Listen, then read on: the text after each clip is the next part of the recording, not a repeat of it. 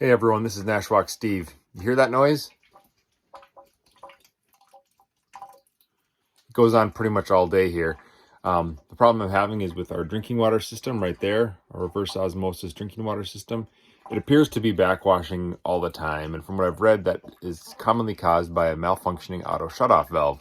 So I'm going to dig into this thing, see if I can figure out where the auto shutoff valve is, what it is, and try to replace it so this will stop, because I don't think it's supposed to be draining all day long. It seems like something isn't right anymore.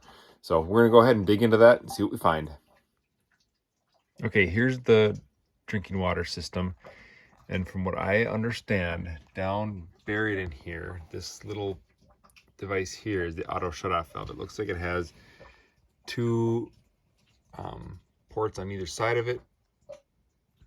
I'm not sure which is in and out, but we're gonna get a closer look at that and see if we can find a replacement for it and replace this malfunctioning one. All right, so first thing is to isolate this as much as I can. So here's my water supply valve. We're gonna shut that off. We're gonna go down here, we're gonna unplug the unit so it won't try to regenerate when the pressure goes low, like that. Then we're gonna go up and shut off the pressure tank as well, which feeds pressure into the sign. So hopefully we get, as minimal water spraying on me as possible when I pull out that part. Okay, for our RO system, the pressure tank is buried here behind the garbage disposal under the sink. The kitchen where the drinking spout is, it's just this little tank here with a valve on the top. We're going to close that valve off. So now that pressure is not contributing to the system, we should be able to drain it now. So it looks like there's no pressure coming out of here at all, so that's good. Now we can head down and start taking that unit, the auto shutoff valve, apart. All right, so my shutoff valve, like I showed before, is tucked in kind of deep here. I'm going to get rid of as much as I can so I can get at it. I'm thinking I can take this, the actual reverse osmosis filter out of these little clips here, just to gain a little bit of room to work on that thing. I've seen other ones that have, parts that hinge out and come apart, but this one doesn't have that, so we're just going to take apart what we can and give it a little bit of slack to work with here.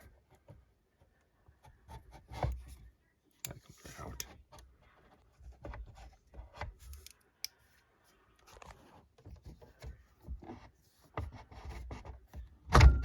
There we go. Kind of move that around. Or actually, that might make me be able to get at it from the top here. I just need a taller ladder. All right, there's a pretty good view of what I'm going to work at here.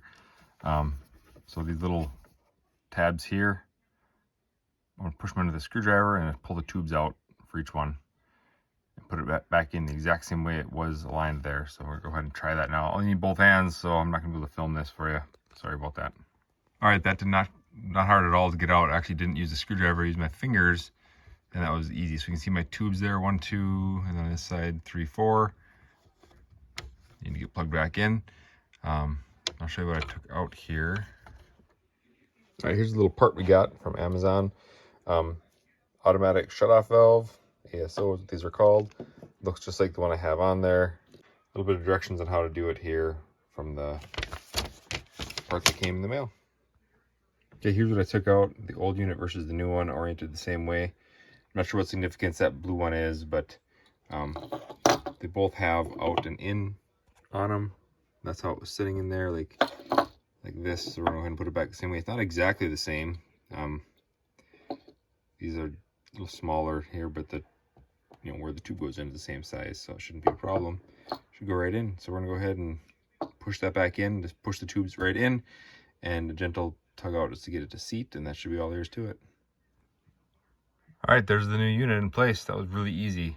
Man, I hope these things don't leak. Let's go turn everything back on. All right, got the pressure tank turned back on. Got the water supply valve opened again. Got it plugged in, and nothing's dripping. What you see here just from when it initially opened up. So that's all good. It's not dripping right now. It's not trying to do a back flush cycle or backwash. It's all looking really good. So I'm going to clip that big membrane back in, and I think that's going to be it.